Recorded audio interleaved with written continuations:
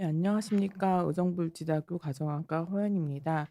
오늘은 100세 건강을 부탁해 5070 근육 관리 비법에 대해서 말씀드리도록 하겠습니다.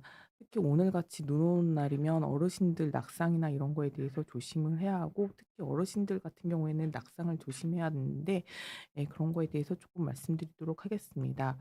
우선 건강 수명에 대해서 조금 말씀드리도록 하겠습니다. 건강 수명이라는 거는 다들 많이 들으셨겠지만, 기대 수명에서 질병이나 장애를 가진 기간을 제외한 수명을 말하게 되겠고, 신체적으로나 정신적으로나 특별한 이상이 없이 생활하는 기간을 말하게 되겠습니다.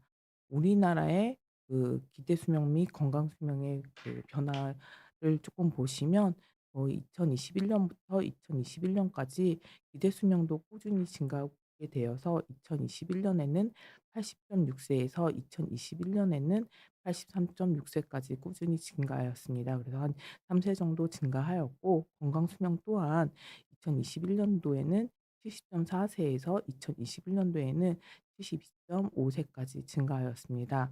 하지만 보시면 한 그 11세 정도는 건강하지 않은 상태, 즉 질병이나 장애를 가진 상황인 상태에서 살다가 사망에 이르게 되는 것을 좀 볼 수 있게 되겠습니다. 그리고 기대 수명에 비해서 건강 수명은 조금 증가 폭이 가파르지 않음을 조금 볼 수 있습니다. 그래서 그에 대해서 조금 주의가 필요하게 되겠고요. 이에 대해서 나온 개념들이 노쇠하고 근감소증이 되겠습니다. 우선 노쇠에 대해서 조금 살펴보도록 하겠습니다. 무쇠라는 것은 개념적으로 사람이 어떤 스트레스 상황에 처했을 때 지금까지 잘 수행해 오던 중요한 사회적인 일상생활 활동을 수행할 수 없게 되는 상태를 말하게 되는데요. 그래서 장애를 가진 상태의 전 단계라고 볼 수 있겠습니다. 그래서 전 장애 상태라고 말씀드릴 수 있게 되겠는데요. 건강한 사람은 노쇠 전 단계와 노쇠 단계, 그다음에 장애 단계를 거쳐서 사망에 이르게 되겠습니다. 그래서 노쇠와 노쇠 전 단계를 잘 예방하는 것이 중요하게 되겠습니다.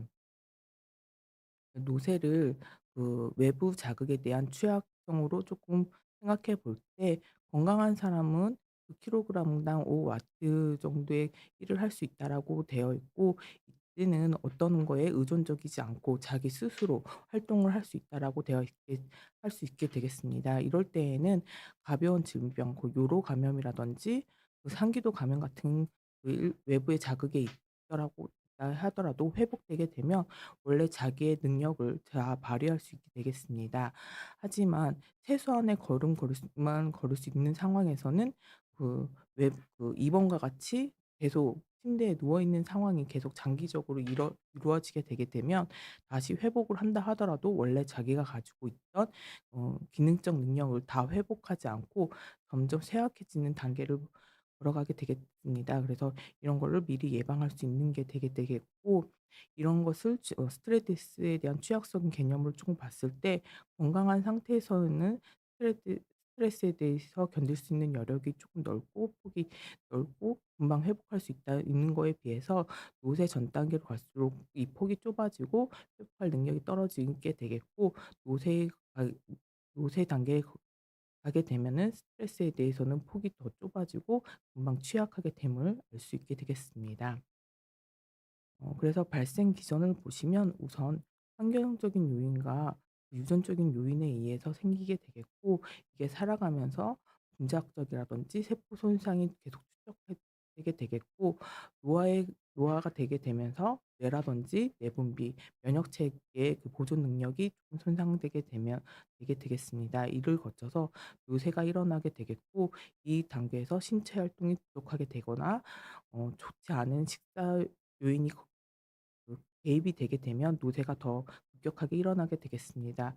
또한 어르신들한테 많이 일어나는 낙상이라든지 선망, 다른 기타 장애 같은 게 유발되게 되게 되면 돌봄의 필요성이 증가한다든가, 병원에 입원이 증가하게 되거나 아니면 장기 요양 기관에 입원이 증가하게 되면 노쇠가 더 급격하게 일어나게 되겠고, 이로 인해서 장애가 더 많이 일어나게 되는 안 좋은 사이클이 계속 벌어지게 되는 단계를 거치게 되겠습니다. 그래서 한 연구를 보게 되면 노쇠가 왜 안 좋은지 한 연구를 통해서 보면 한3 5,300명 정도의 65세 노인을 대상으로 한 연구에서 노쇠가 가지고 있는 주된 특징인 1 년에 5 킬로그램 이상의 체중 감소가 있거나 자가복구된 피로감, 그다음에 기력의 감퇴, 보행 속도의 감소, 실체 실체 활동량의 감소 중 세 가지 이상은 있을 경우에는 노쇠라고 정의를 하고, 여기에서 한두 가지가 있을 때는 노쇠 전 단계, 하나도 없을 때는 노쇠가 없음이라고 정의하였을 때, 이 연구 이 대상으로 한 연구에서 그 노쇠한 사람 경우에는 노쇠가 없는 사람에 비해서 3년 내에 사망할 확률이 6배 이상이 증가하게 되었고, 모든 것을 보정하였을 때에도 사망률 같은 경우는 1.6 배, 그다음에 장애 발생률은 1.8 배, 그다음에 장기 요양 기간으로는 1.3 배의 위험도가 증가한다라고 되어 있습니다. 이 논문에 대해서 조금 더 분석하자고 하면은 3년 이내에 입원율 같은 경우에도 1.3배 정도 노쇠 어 노 건강한 사람에 비해서 노쇠 전 단계에는 1.1배 정도 증가하였고, 노쇠한 사람은 1.3배 정도 3년 이내에 첫 입원이 증가하였고, 그다음에 7년 이내에 입원 같은 경우에는 노쇠 전 단계인 사람은 1.1 배, 그다음에 노쇠한 사람은 1.3배 정도 증가하였고, 3년 이내의 사망은 건강한 사람에 비해서 노쇠 전 단계는 1.5 배, 그다음에 3년 이내의 사망은 노쇠한 사람 같은 경우는 건강한 사람에 비해서 무려 2.2 배까지 증가함을 보여주고 있었고, 7년 이내의 사망 같은 경우에도 1.6배 정도 증가함을 보여주고 있습니다.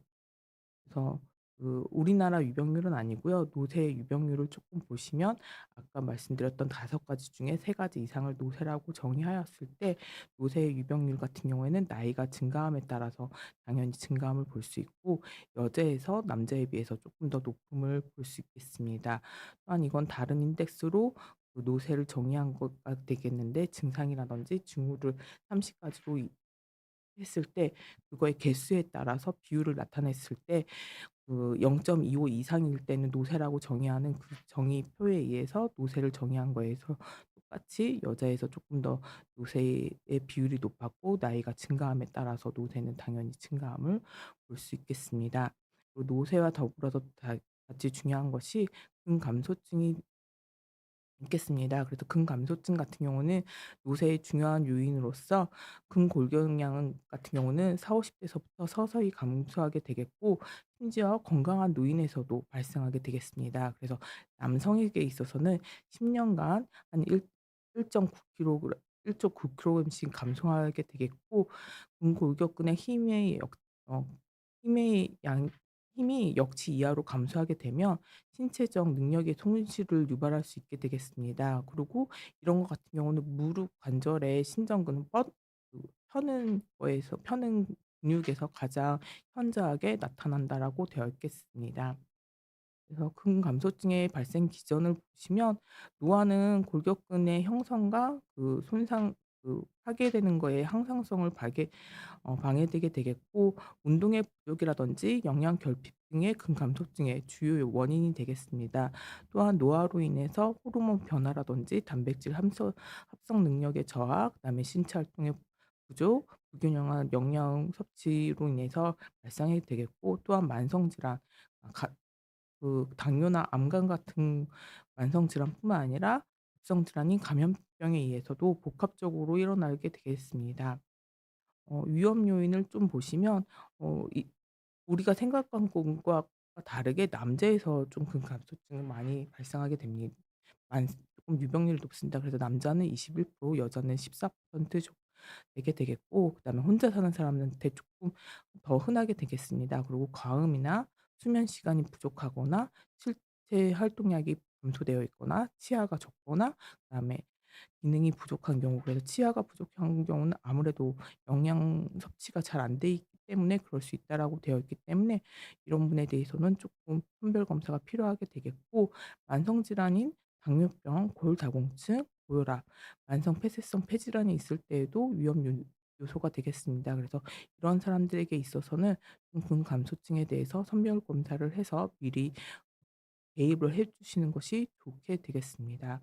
그래서 근감소가 있을 때 그 2년 후에 일상생활의 장애 여부를 쪼끔 보시면 근감소가 있었을 경우에 비해서 그 근육 감소가 없을 경우에는 확실히 그 장애 활동의 엄습을 보이게 되겠고, 이것은 여자에게서 쪼끔 더 두드러짐을 볼 수가 있겠습니다.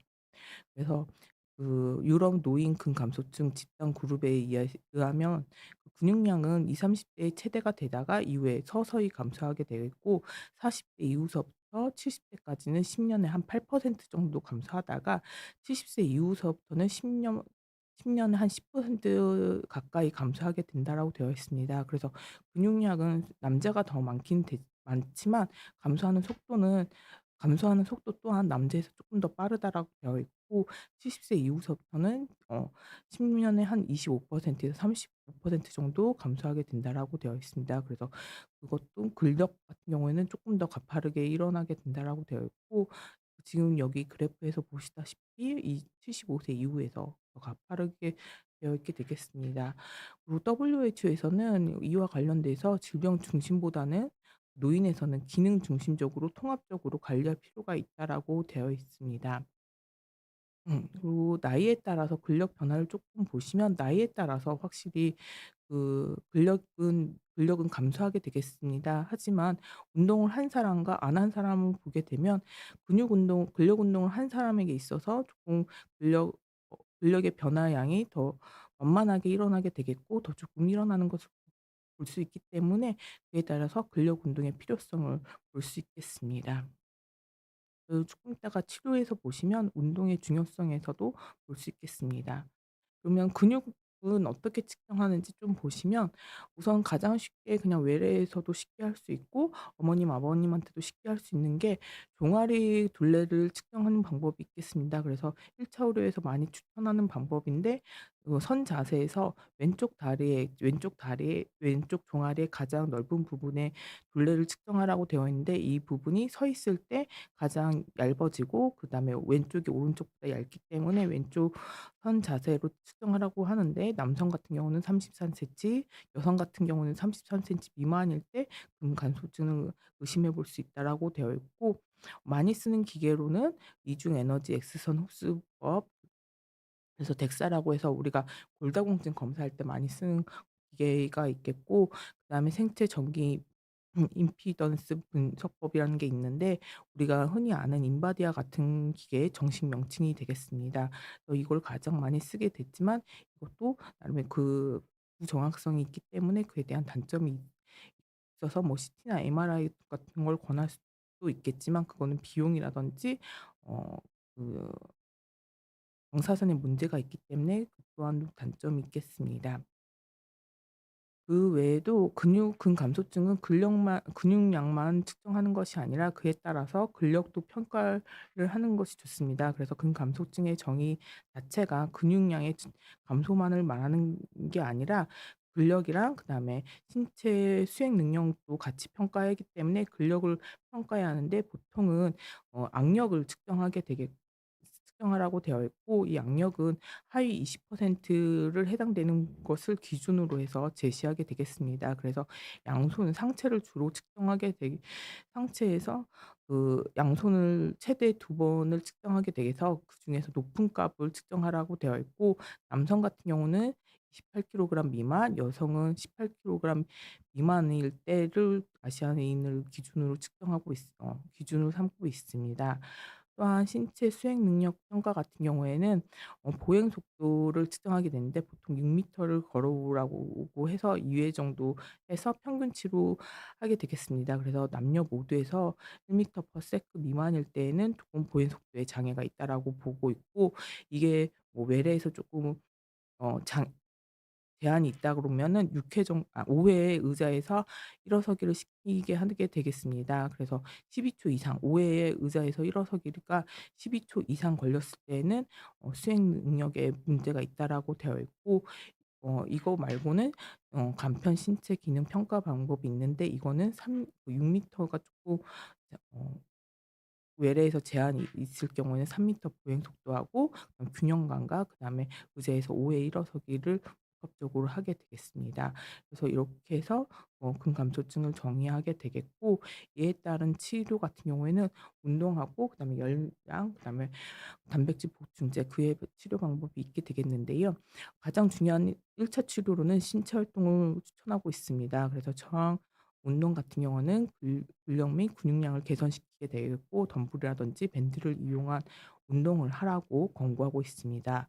2 년간 주 1회 균형 운동을 했을 때에는 낙상의 위험을 줄일 수 있다라고 되어 있고, 12 주간 2주 12 24 주간 운동 프로그램을 했을 때는 심각한 장애의 위험을 감소시킨다고 하는데, 그 효과는 3.5 년간 유지된다라고 되어 있습니다. 그래서 어르신들에게는 운동을 적절하게 하라고 하는 게 중요하게 되겠고, 어 저강도의 운동을 조금씩 늘려가는 게 중요하게 되겠습니다. 그래서 최근에도 논문이 나왔는데 150분 이상 어르신들에게 또 하는 것이 사망률 유의하게 감소할 수 있다라고 되어 있고, 어르신들 같은 경우에는 유산소 운동뿐만 아니라 근력 운동이라든지 이런 걸 했을 때 후에 꼭 스트레칭이라든지 이런 걸 같이 하라고 하고 있고, 또한 밸런스 운동을 함으로써 낙상의 위험성을 줄일 수 있게 하는 것이 중요하다라고 되어 있습니다.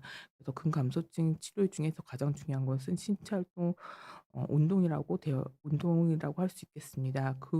그다음으로 단백질 보충제가 되겠는데요. 상대적으로 열량의 중요성은 조금 감소하였습니다. 하지만 단백질이 풍부한 식사를 하는 것이 중요하겠고, 노쇠와 근갑수증을 예방하기 위해서는 단백질을 체중당 1 킬로그램당 1.2에서 1.9 그램 정도 섭취하는 것을 권장하고 있겠는데, 어르신 중에서는 또 투석을 하시는 분들이 있게 되겠는데, 이런 분들에게서는 단백질 섭취가 많으면 조금 안 좋기 때문에 그에 따라서는 조금 줄여서 섭취하시는 게 좋겠습니다. 그래서 12 주간 단백질이나 열량 보충제를 투여한 후에는 신체 수행 능력이 확실히 증감을 보여주는 연구가 있었고, 3 개월간 운동 및 단백질 및 열량 보충제를 투여한 후에는 신체 활동이 향상되는 것을 보여주는데, 이거는 근육량도 같이 증감을 보여주었습니다. 그 외에는 비타민 D 치료가 되겠는데요. 비타민 D 같은 경우는 비타민 D가 확실히 떨어져 있음을 보여주는 보 떨어진 게 증명된 사람에게 있어서 저지방 우유를 동반해서 비타민 D를 같이 드시는 게 좋다라고 되어 있고, 그 외에 호르몬 치료라든지 약물 치료에 대해서는 아직까지 증명된 게 없다라고 되어 있습니다. 그래서 이에 대해서는 아직까지는 명확하게 밝혀진 게 없기 때문에 어르신들한테 권고하는 사항은 되어 있지는 않습니다. 그래서 근감소증이 의심되시는 어르신들에게 그 나이가 들면서 근육 감소는 어쩔 수 없이 일어나는 부분이지만, 그에 따라서 신체 능력이라든지 수행 능력, 근력 같은 걸 예방하기 위해서는 적당한 단백질 섭취와 운동이 적극적으로 필요하게 되겠고, 그에 따라서 적극적으로 도움을 드리는 게 좋지만, 그 환자분의 상태라든지 수행 능력에 따라서 천천히 하는 것이 좋겠다라고 되어 있습니다. 그래서 어르신들 같은 경우에는 식사라든지 수행 수능도가 조금 낮으신 분들이 많기 때문에, 그거에 대해서 계속 옆에서 격려도 많이 해 드려야 하고 쪼끔씩 늘려 나가야 한다라고 되어 있기 때문에, 그에 대해서는 조금 적극적으로 권장해 주시는 게 좋겠습니다. 이상 좀 강의를 마치겠고요. 질문을 받도록 하겠습니다. 예. 첫 번째 질문을 쪼끔 보면, "침대에 누워 자고 싶다." 55세 이 예 55세 남성입니다. "최근에 체중이 늘어나고 다리가 자주 아프고 힘이 빠지는 것 같아요. 운동을 시작해야 할 것 같은데 어떤 운동부터 시작하는 것이 좋을까요? 평소에 운동은 거의 안 했습니다." 체중 일단 그러니까 나이가 그렇게 많지가 않기 때문에 유산소 운동과 동반돼서 근력 운동을 같이 하시는 게 좋을 것 같습니다. 그래서 이거 같은 경우에는 어 어떤 목적으로 운동을 시작하는지가 중요하지만, 기본적으로 건강 유지를 위해서는 일 주일에 150분 이상의 약간의 숨이 헐떡이는 운동을 해 주셔야지 심혈관 질환이라든지 이런 데를 예방할 수 있고, 더불어서 근력 운동도 같이 해 주시는 게 나중에 그 낙상이라든지 이런 것도 예방할 수 있기 때문에 그런 걸 같이 병행해 주시는 게 좋습니다. 예. 60세 여성입니다. "요즘 허리가 허리도 아프고 무릎도 조금 불편합니다. 운동을 시작하려고 하는데 어 관 관절에 무리가 가지 않는 운동을 추천해 주실 수 있으실까요?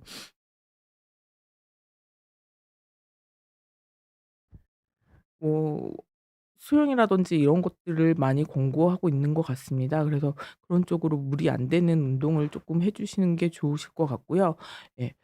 어느 정도 아픈지에 따라서 그거는 운동 쪽으로 재활이나 이런 쪽이랑 좀 상담을 해서 진행을 하시는 부분이 좋으실 것 같습니다.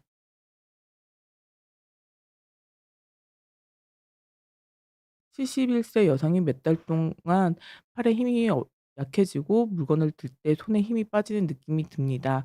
젓가락질이 힘들고 뚜껑을 돌리는 게 어려워졌습니다. 이런 증상이 근감소증 때문일까요? 아까 전에도 말씀드렸지만 근감소증은 여러 가지, 그러니까 근육량의 감소도 있고 그다음에 근력의 저하, 그다음에 수행 능력이 떨어지는 것도 같이 있을 수 있습니다. 그래서 근육량이 떨어진 것을 기본적으로 했을 때 이런 증상만으로는 또 밝혀지 어 정확하게 진단하기는 어렵고, 이걸 가 의심됐을 때는 다른 증상이 동반되는지 여부에 따라서 정확하게 진단하기 위해서 병원의 진료를 좀 받으시는 게 좋으실 것 같습니다.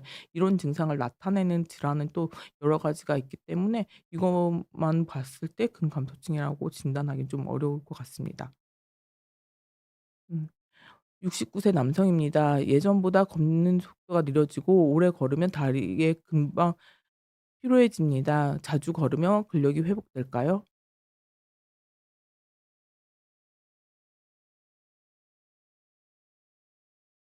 이게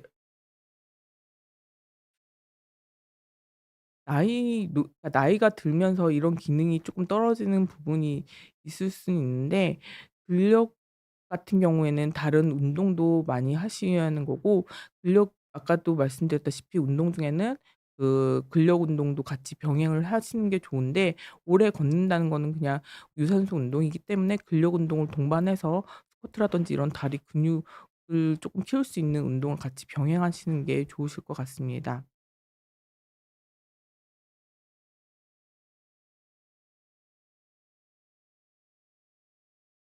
예. 51세 남성입니다. 오랜 시간 앉아서 일하는데 목과 어깨가 자주 뻣뻣하고 아픕니다. 좋은 팁이 있을까요? 음 이거는 그냥 현대 사람들이 많이 겪고 있는 거긴 한데요. 아무래도 그 자세를 자주 스트레칭이나 이런 걸 많이 해 주시는 게 좋고, 평상시에도 운동을 많이 해 주시는 게 좋으실 것 같습니다. 예. 음 제가 오늘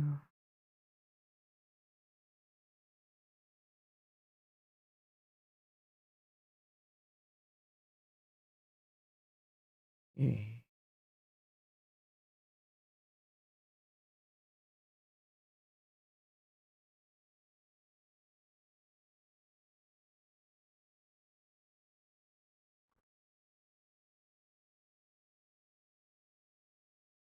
50대 남성입니다. 몇 달 전부터 다리가 약해지고 쉽게 피로해지는 증상을 겪고 있습니다. 의사에게 진단을 받았고 그 근육병이라고 하시는데 운동을 하면 증상이 더 악화될까요? 어떤 운동을 하면 해야 할지 모르겠어요. 어떤 근육병이라고 정확하게 진단받은 건지 잘 모르겠어서 이거에 대해서는 정확하게 말씀드리기가 쪼끔 어려울 것 같습니다. 그래서 어떤 종류의 근육병인지 그에 대해서 쪼끔 말씀해 주시는 게 좋을 것 같습니다.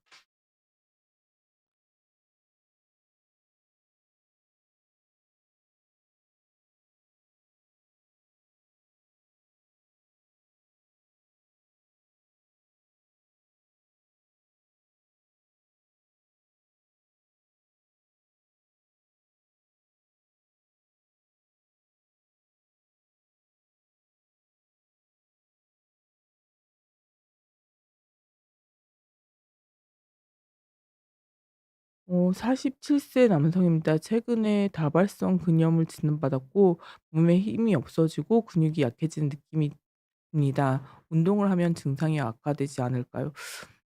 이거는 제가 전문 분야가 아니라서 이거와 관련된 전문 분야 과에서 쪼끔 조언을 받는 것이 더 좋을 것 같습니다. 그래서 제가 오늘 준비한 것이 노인에서의 그런 근육근 감소와 관련된 운동을 어 관련된 부분을 준비하였고, 이거는 그와 관련된 과에서 쪼끔 조언을 받는 것이 더 좋을 것 같습니다.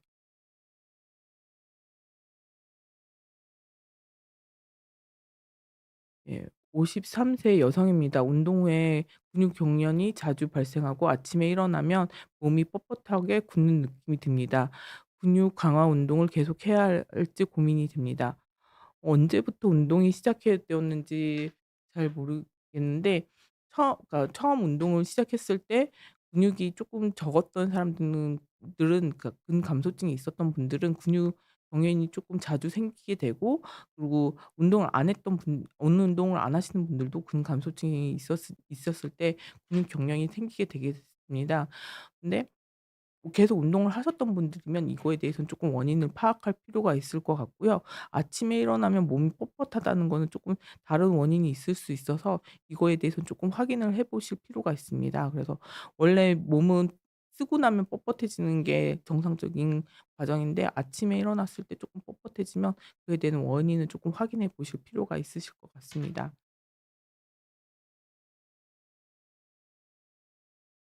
저는 73세 남성입니다. 최근 근력이 많이 약해지고 쉽게 피로해집니다. 병원에서 비타민 D 검사를 해 보라고 하던데 비타민 D가 근력과 관련이 있나요?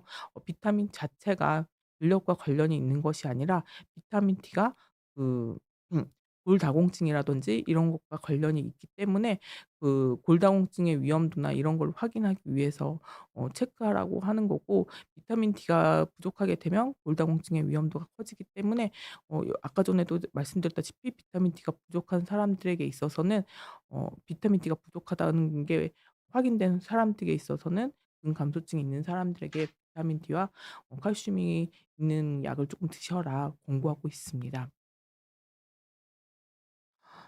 비타민 D가 중요하다고 해서 보충제로 매일 5,000 IU씩 복용하고 있습니다. 혹시 과다 복용했을 때 문제가 될 수는 있나요? 비타민 D보다는 뭐 칼슘이 과다됐을 때 심장 질환이라든지 이런 데 문제가 생길 수 있다라고 되어 있긴 합니다. 그래서 하지만 뭐 비타민이나 이런 것도 너무 과다하게 드셨을 때는 문제가 유발되기 때문에 너무 과다하게 드실 필요는 없고, 그리고 솔직히 그 성인들에게 있어서의 그 영양제를 추천하라고 하면 주로 제일 많이 하는 게 칼슘제하고 비타민 D가 같이 들어있는 약을 많이 추천하고 있기 때문에 그 칼슘제하고 비타민 D 영양제 같은 경우는 쪼끔 드셔도 좋지 않을까 싶습니다.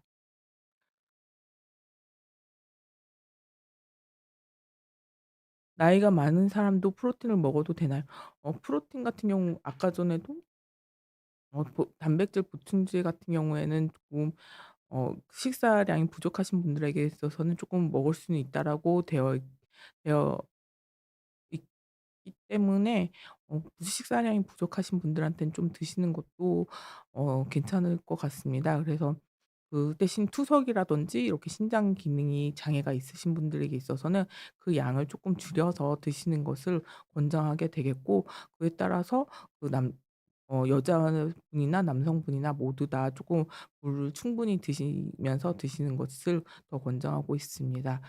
그리고 더불어서 뭐 어 지중해식으로 쪼끔 식사를 하시는 것들이 근감소증이라든지 만성 질환을 예방하는 데 권고하고 있기 때문에 최근 근감소증 식사 가이드라인에 있어서는 지중해식으로 해서 식사량이 쪼끔 부족하신 분들에게 있어서는 단백질이라든지 영양 보충제를 쪼끔 드셔도 된다라고 되어 있습니다. 하지만 그 환자분의 그 저희 지금 강의는 노인을 대상으로 하기 때문에 어르신들 같은 경우는 질병 상태나 건강 상태, 그다음에 전신 상태를 반영을 해 가지고 식사를 하라고 되어 있습니다. 골다공증을 예방하려면 칼슘이나 비타민 D를 함께 골다공증을 예방하려고 칼슘과 비타민 D를 함께 먹고 있습니다. 이렇게 같이 먹어도 되나요? 보통 같이 나오는 영양제가 제일 많기 때문에 같이 드시는 걸 권고하고 있고, 예 같이 많이 드시고 있습니다. 그래서 근감소 골감소증도 좀 있을 경우에는 칼슘제하고 비타민 D를 드시는 것을 좀 권고하고 있습니다.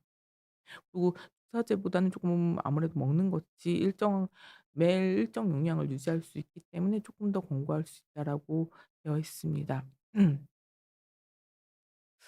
음 옆집 할아버지가 맨날 허리가 아프다고 하시면서 그 동네 공원에서 거꾸로를 엄청 하시거든요. 이거가 건강에 괜찮을까, 제 생각에는 그렇게 썩 좋지는 않을 것 같고, 그 어르신들 같은 경우에는 이게 하시면서 척추에 무리가 갈 수 있기 때문에 이게 오히려 더 쪼끔 나중에 딱 그 골절이라든지 이런 걸 유발할 수 있기 때문에 요가 자세에서도 이게 거꾸로 하는 거라든지 이런 건 쪼끔 장애를 어 자제해 달라고 하고 있고, 또한 이게 안압을 높이기 때문에 그 안과적 질환이라든지 이런 걸 유발할 수 있어서 좀 그 자제하라고 되어 있기 때문에 저 같은 경우에는 그렇게 환자분들한테 이거를 권유하고 있지는 않을 것 같습니다. 예. 55세 남성입니다. 최근 건강검진에서 비타민 D 수치가 20 나왔는데 이게 어 30 이상을 정상으로 보고 있기 때문에 쪼끔 더 높여서 드시는 게 좋으실 것 같습니다. 예. 예. 예. 그래서 쪼끔 드시는 거고, 그다음에 비타민 D 같은 경우는 아까 전에도 말씀드렸다시피 주사제로 권고하시는 경우도 있고, 그냥 먹는 걸로 권고하는 경우도 있는데, 어 보통 그 골다공증 가이드라인에선 쪼끔 먹는 걸 쪼끔 우선적으로 보는 게 좋지 않을까라는 걸 권고하고 있고, 어 그 주사제 같은 경우는 단기간에 빨리 올릴 수 있기 때문에 그것도 고려하고 있습니다. 폐경후에 안면 혼종이 불면증이 심해서 여성 호르몬 치료를 고려 중인데 부작용이 걱정됩니다. 호르몬 치료가 안전할까요? 경우 그 뭐지, 이게 호르몬 이제 또 같은 경우는 뭐 유방암이라든지 이런 암 같은 경우가 쪼끔 위험할 수 있다라고 되어 있기 때문에 그에 대해서 건강검진이라든지 이런 걸 잘 받고 나면 이런 거에 대해서 이런 거에 대해서는 좀 안 안전성이 보장되어 있는 것이고, 또 이거 그러니까 이런 것 때문에 너무 불편감을 느낀다고 하면은 차라리 그런 거에 대해서 검사를 잘 제대로 받고선 치료를 받는 것이 오히려 더 좋으실 것 같습니다. 그래서 이에 대해서도 많은 예전에 그 여성 쪽 수술력이나 이런 거에 따라서 먹는 약도 있고, 또 장기간 연구가 되어 있기 때문에 그에 대해서 안정성도 입증되어 있는 약이기 때문에 크게 걱정 안 하시고 복용하셔도 되시고, 이거에 대해서는 다니시는 산부인과라든지 가정학과 이런 내분비내과에서 잘 상의하시고 드시면 되실 것 같습니다. 그래서 약을 드실 때는 꼭 본인이 증상에 의해서 생활 패턴이 많이 바뀌면 그에 대해서 약을 드시는 것이 좋으실 것 같습니다. 50세 여성입니다. 갑상선 기능 저하증으로 인해서 어 피부 호르몬제를 처방받았는데 평생 해야 하나요? 이건 같은 경우는 그 검사와 통해서 그 단위 추적한 그 검사에서 조절이나 이런 거에 따라서 쪼끔 확인을 해 보실 수 있으실 것 같아요. 그래서 주기적으로 가셔서 그 피 검사라든지 그다음에 항체 검사를 하실 거잖아요. 그래서 거기서 잘 조절하시면 될 것 같습니다. 52세 여성인데 당뇨병 약을 복용 중인데 식단 조절을 잘하면 약을 끊을 수 있을까요? 예. 뭐 식단 조절뿐만이 아니라 운동이라든지 이런 거를 같이 잘 적용을 하시고, 어느 정도 조절이 잘 되시고 그러시면은 뭐 중단하실 수도 있을 수도 있겠지만, 어 어느 정도 조절이 되는지를 쪼끔 확인을 해 보시는 게 좋을 것 같습니다. 그래서 당뇨병 같은 경우도 그렇고, 뭐든지 그 만성 질환 같은 경우는 운동이라든지 식사 이런 것들이 제일 기본적으로 깔려 있기 때문에 약을 드시더라도 그거는 꼭 음 같이 진행이 되어야 하는 거지, 약을 먹기 때문에 식사랑 운동을 안 하는 건 아니고 약을 끊어야 하기 때문에 식사랑 운동을 하는 건 아닙니다. 그래서 식 약을 드셔도 식사랑 운동을 하셔야 하는, 운동 요법을 같이 생활 습관 요법을 꼭 같이 하셔야 하는 부분이 있기 때문에 꼭 같이 병용해서 하시는 것이 좋을 것 같습니다. 두통도 자주 있어서 이부프로펜을 자주 먹는데 내성이 생길까요?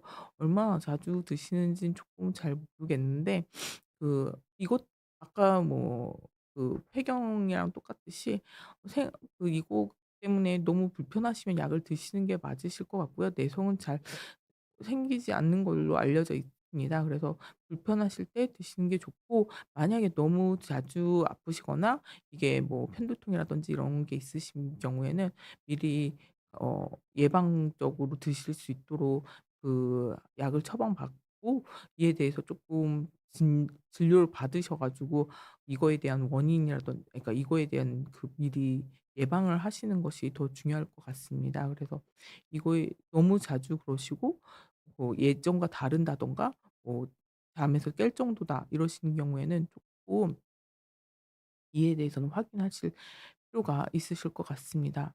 지인이 60대 여성입니다. 고지혈증 약 스타틴을 먹고 있는데 근육통이 생겼다고 하는데 부작용일까요? 고지혈증 약 중에 스타틴 같은 경우에는 근육통이 생긴다는 부작용이 생길 수는 있습니다. 근데 근육통이라는 거는 일을 하고 나서도 생길 수가 있는 거고, 이게 100% 약 때문에 생겼다고 볼 수는 없지만 근육통이 예전과 다르게 생겼다든가 약을 먹고 나서 생겼다든가 그랬을 때는 한 번 정도 확인을 해 보실 필요가 있고요. 최근에 스타틴을 먹고 나서 여러 가지 부작용이 생긴다라는 연구들이 좀 나타나고는 있는데, 그거에 따라서 그것보다는 스타틴을 안 먹었을 때 손해가 더 큰 것 같습니다. 그래서 그거에 대해서는 쪼끔 확인을 그거에 대해서는 다시 좀 더 다른 연구가 필요할 것 같고요. 그리고 근육통이 이 약과 어떤 연관관계가 있는지는 한번 확인을 해 보실 필요는 있습니다. 고지혈증 약이 근육통을 유발하는 부작용이 있는 건 사실입니다. 최근 몇 달 동안 급식한 피로감을 느끼고 있습니다. 평소에 충분히 자고 식사도 잘 챙기지만 체력이 계속 떨어지는 느낌입니다. 이러한 증상에 대해서는 어떻게 접근을 해야 할까요? 피로감 같은 경우는 1차 의료에서는 많이 증상을 호소하는 증상 중에 하나이긴 함 어 많이 호소하는 증상 중에 하나입니다. 근데 피로감 같은 경우는 주관적인 느낌이 있기 때문에 신체적으로 크게 문제가 없을 경우에는 어 신체적인 피 검사라든지 이런 걸 다 해 보시고, 그게 없으실 경우에는 심리적인 거나 이런 것도 한번 확인을 해 보시는 게 좋으실 것 같습니다. 그래서 뭐 내가 술을 어떻게 먹고 있는지, 술을 얼마나 드시는지, 이런 것도 한번 해 보실 필요가 있고, 나의 기분 상태 이런 것도 한번 확인을 해 보시는 게 좋을 것 같습니다. 그래서 내가 요즘에 많이 우울하진 않은지, 아니면 많이 불안하진 않은지, 많이 스트레스를 받고 있는 건 아닌지, 이런 것도 한번 확인을 해 보실 필요가 있고, 아까 전에도 말씀드렸다시피 그전에 신체적으로도 크게 문제가 없는지도 한번 확인을 해 보실 필요가 있고, 그다음에 좀 심리적인 것도 한번 확인해 보실 필요가 있으실 것 같습니다. 50대 남성입니다. 고혈압이 있으며 약을 복용 중인데 생활 개선 외에 고혈압 치료에서 더 중요한 포인트가 있을까요? 아까 전에 당뇨병 치료에서도 나왔는데 어 고 당뇨, 고혈압 같은 경우에는 생활 습관 개선을 제일 우선적인 치료라고 보고 있습니다. 그래서 운동을 하시고 그다음에 식사 요법을 잘 챙겨서 하시는 것이 중요한 치료법이 되겠습니다. 그래서 주 3회 이상의 운동과 함께 근력 운동을 하라고 권고하고 있고, 그다음에 덜 짜게 드시고, 그다음에 지중해 식사를 쪼끔 하시라고 되어 있고, 그다음에 적당량의 과일과 야채를 드시라고 되어 있습니다. 당뇨 전 단계라고 진단을 받았는데 약을 복용할 필요 없이 생활 습관 개선하면 예방할 수 있을까요? 예, 당뇨병 전 단계라고 하면 약물 치료는 아직 할 필요가 없이 생활 습관만으로도 충분히 개선할 수 있습니다. 그래서 앞서 말씀드렸다시피 어 운동과 식사요법, 그다음에 체중 관리, 아까 말씀 못 했는데 과체중이거나 그다음에 비만하신 분인 경우에는 체중을 감량하는 것만으로도 충분히 당뇨병이라든지 고혈압 같은 거를 충분히 개선시킬 수 있습니다. 그래서 과체중 같은 경우에는 체질량 지수라고 해서 그 체중을 키의 제곱으로 나눈 것이 되겠는데, 뭐 요즘에는 너무 인터넷에서 잘 나오기 때문에 본인이 과체중인지 비만인지에 대해서는 쪼끔 잘 나올 겁니다. 그래서 그런 경우 과체중이거나 비만인 경우에는 좀 체중 관리를 더불어서 식사랑 운동을 같이 하시면 어 많이 개선이 된다라고 되어 있습니다. 최근 직장에서 스트레스를 많이 받는데 스트레스가 제 건강에 어떤 영향을 미칠까요? 스트레스 관리에 대해서 상담이 가능할까요? 스트레스는 확실히 그러니까 모든 질환을 유발할 수 있다라고 되어 있긴 합니다. 그래서 스트레스는 확실히 건강 관리에도 안 좋은 영향을 미치게 될 거고, 그러니까 스트레스 자체가 뭐 기분이 안 좋아지면 뭐 우울감이라든지 이런 것들에 대해서 영향을 주게 되기 때문에, 이에 대해서는 이게 나의 그 일상생활을 망가뜨리게 되면 이거는 분명히 상담이 필요한 치료 및 진료가 필요한 부분이고, 이에 대해서는 전문가의 진료가 반드시 필요한 부분이기 때문에 이에 대해서는 적극적인 진료를 받는 것이 좋을 것 같습니다. 42세 여성이고 체중이 85kg입니다. 비만으로 인한 건강 문제, 고혈압, 고지혈증 등이 생겨 체중을 줄여야 한다는 진단을 받았습니다. 운동과 식이요법을 병행하려고 하지만 과체중이 오래 지속된 탓에 너무 힘들고 결과가 잘 나오지 않아요. 이런 경우 약물 치료를 병행하는 것이 도움이 될까요? 어 키가 어떻게 되시는지 조금 궁금한데, 키가 어떻게 되시든 조금 비만에 해당될 것 같고, 일단 지금 비만 약물 치료를 할 수 있는 기준은 체질량 지수가 30 이상이거나 그다음에 고혈압 만성 질환이 있을 경우 27 이상일 때에는 비만 약물을 지금 잘 알려져 있는 위고비라든지 귀심형 같은 식욕 억제제, 식욕 조절할 수 있는 약제를 쓸 수 있다라고 되어 있습니다. 하지만 그것보다 더 중요한 것이 조금 식사라든지 운동 같은 걸로 조금 조절을 해야 하는 거고, 어떤 약제를 쓰던 간에 그 약물을 끊고 나면 체중이 다시 증가하는 요요가 있기 때문에 그전에 꼭 식기랑 운동을 같이 먼저 하시는 것이 제일 중요하게 되겠습니다. 그래서 그에 대해서 조금 하셔야 하는 거고, 그에 대해서는 조금 전문가의 상담을 받아서, 그러니까 인터넷으로 봤을 때는 쪼끔 잘못된 지식으로 어 설명이 되는 경우가 간혹 있는 것 같습니다. 그래서 그거를 대해서 제가 봤을 때는 키가 어떻게 됐건 간에 85 면 쪼끔 비만에 해당되실 수 있기 때문에 이에 대해서는 쪼끔 상담을 받고, 이에 대해서 적절한 식사 요법이라든지 운동 요법을 받고 적극적으로 치료를 시작하시는 것이 좋지 않을까 싶습니다. 61세 남성이고 고지혈증을 진단받았습니다. 고지혈증 약을 처방받았지만 약을 먹고 나면 체중이 증가하고 피로감이 심해졌습니다. 이런 경우에 다른 약으로 바꿔야 할까요? 아니면 약을 계속 복용해야 할까요? 고지혈증 약을 드시고 나서 조금 체중이 증가하거나 피로감을 심해졌다는 부작용이 있다는 얘기는 조금 들은 적은 없긴 하지만, 이 약 때문에 그랬다고 하면 뭐 약물을 바꿀 필요는 있을 수는 있겠지만, 이 약과의 상관관계는 조금 확인해 볼 필요가 있을 것 같습니다. 근데 이것 때문에 조금 많이 힘들다, 일상생활이 힘들다 그러면은 다니시는 병원에서 의사 선생과 상담한 후에 약물을 바꿔 보실 수도 있으실 것 같습니다. 70대 남성입니다. 여러 가지 만성 질환, 고혈압, 당뇨, 고지혈증을 앓고 있습니다. 약물이 많아서 관리가 어려운데 노인의 약물 치료에서 주의해야 할 점은 무엇일까요? 음 많은 질환을 갖고 있으시지만 꼭 조절을 해야 하는 질환이기 때문에 약물을 줄일 수는 없을 것 같습니다. 근데 요즘에는 복합제제라는 게 나왔거든요.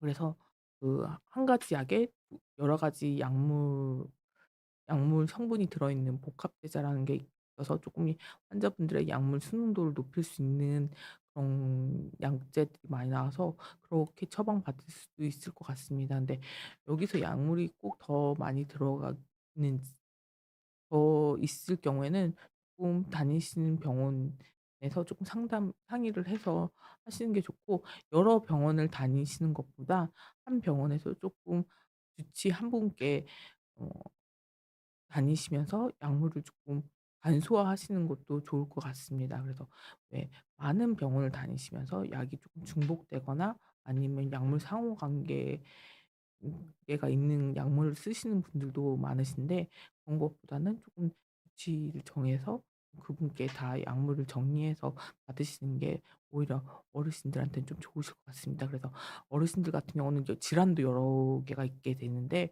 약물 그에 따라서 약물도 많아지게 되는데, 그렇게 되면 또 막 약물이 중복되시는 경우도, 우리나라는 그런 게 뜨긴 하지만 그런 게 쪼끔 다 정리가 안 되는 경우도 또 많아서 여러 병원을 다니시는 것보다는 한 병원을 다니시는 게 오히려 좋지 않을까 싶습니다. 12월 초에 감기 기운이 있어 가정학과에서 약을 처방받았으나 열이 계속 나고 있습니다. 2주 이상 약을 복용했지만 약이 열이 떨어지지 않으며 해열 수 수액도 효과가 없습니다. 구강 검사에서 음성 판정을 받았고 목은 많이 나았지만 열은 여전히 계속됩니다. 체온은 최고 38.4 도이고 평상시에는 37.7 도에서 7.8 도입니다. 항생제, 해열 진통제, 감기약을 복용 중입니다. 가정학과 내과에서 대학병원을 가야 한다고 했습니다. 대학병원을 가야 하는 이유를 듣고 싶습니다. 지금 12월 초이면 한 달이, 그러니까 두 달인 거잖아요. 그러면은 이거는 불명열에 해당되는 부분이 되겠습니다. 그래서 2주 이상 약을 드셨고 항생제까지 드셨는데도 원인을 알 수 없다 그러면 불명열이기 때문에, 이거에 대해서는 어 그 혈액 배양 검사라든지 여러 가지 검사를 추가적으로 해야 하기 때문에, 어 그 검사 장비에 제한이 있거나 그런 거 때문에, 그다음에 또 뭐 추가적인 다른 검사가 필요한 경우도 있기 때문에 어 쪼끔 큰 병원에 가셔서 추가적인 검사를 위해서 하셔야 하는 것이 맞을 것 같습니다. 그래서 지금 12월 초에서부터 그랬으면 쪼끔 큰 병원 가셔서 검사를 받는 것이 맞을 것 같아서, 예, 그런 것 같습니다. 오랫동안 고생하셨을 하신 것 같은데, 예, 빨리 가셔서 검사를 추가적으로 받는 것이 좋을 것 같습니다. 20년 넘게 만성 피로, 무기력감, 의욕저하, 성욕저하 상태가 지속되고 있습니다. 체중 감소는 없습니다. 고함량 비타민 D와 영양제를 복용했으나 위장 장애와 피부 문제로 중단했습니다. 운동을 시도했지만 피로가 증가하고 달리기 후에 기진맥진합니다. 가정학과에서 검사 결과 부신 피질 호르몬 수치가 낮고 남성 호르몬도 낮은 편이라고 진단되었습니다. 영양제를 3 개월간 복용했지만 큰 변화는 없었고 아슈와 아 나 영양제를 복용 중에 활력 증가 느낌을 받았습니다. 호르몬을 상승시킬 수 있는 방법을 알고 싶습니다. 이 부분 같은 경우는 기능학적인 부분이 될 수 있을 것 같습니다. 그래서 저는 이 부분에 대해서 좀 잘 아는 부분이 없기 때문에 이와 관련돼서는 관련된 병원에 가셔서 조금 진료를 받으시는 게 좋으실 것 같고, 이와 더불어서는 조금 기분이라든지 이런 것도 한번 확인을 해 보시는 게 좋으실 것 같습니다. 그래서 이와 관련돼서는 조금 어 본인에게 그 심리 상태라든지 이런 거에 대해서는 한번 좀 다니시는 기능학 이쪽 이런 약을 드시는 게 아마 기능학 쪽 병원이었을 것 같아서 그런 쪽과 상의를 한번 받으시는 게 좋으실 것 같습니다. 예. 이상 시간 관계상 조금 정리를 해야 할 것 같습니다. 그래서 오늘 강의는 주로 노인에서의 근육 관리 방법에 대해서 말씀을 드렸고, 노인에서의 근육 관리 같은 경우에는 약상이라든지 그다음에 결과적으로는 조금 건강한 삶을 위해서 조금 필요한 거기 때문에 미리 조금 예방을 하시는 게 좋고 않고 그에 대해서는 좀 식사라든지 운동을 적극적으로 적절하게 개입해 주시는 게 좋을 것 같습니다. 예, 이상 마치도록 하겠습니다. 비 오는데 건강 조심하시고 조심하시기 바랍니다. 예, 감사합니다.